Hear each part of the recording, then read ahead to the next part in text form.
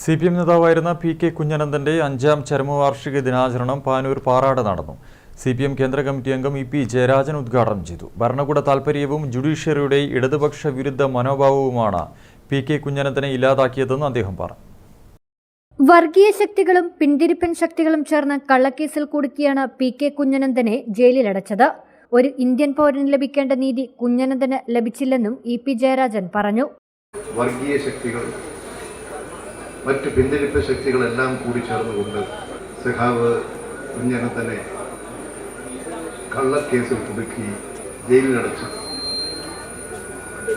നീതി ലഭിക്കാതെ നാടിനു വേണ്ടി പ്രവർത്തിച്ചൊരു പൊതുപ്രവർത്തകന്റെ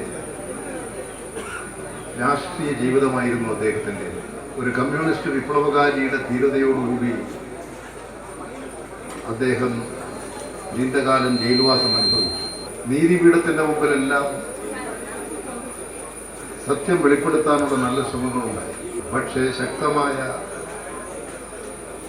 ഭരണകൂടത്തിൻ്റെ താല്പര്യങ്ങളും അതുപോലെ തന്നെ ഇവിടുത്തെ നീതിന്യായ പീഠത്തിൻ്റെ ജുഡീഷ്യറിയുടെ ഇടതുപക്ഷ വിരുദ്ധ മനോഭാവം സഖാവ് കുഞ്ഞനന്തനെ ജയിലിനകത്ത് തന്നെ തടവുകാരനാക്കി. PK കുഞ്ഞനന്തൻ 5ാം ചരമവാർഷിക ദിനാചരണത്തിന്റെ ഭാഗമായി സ്മൃതി കുടീരത്തിൽ പുഷ്പാർച്ചനയും നടന്നു. CPIM പാനൂർ ഏരിയ കമ്മിറ്റി അംഗം വിനീഷ് പനത്ത് അധ്യക്ഷത വഹിച്ചു.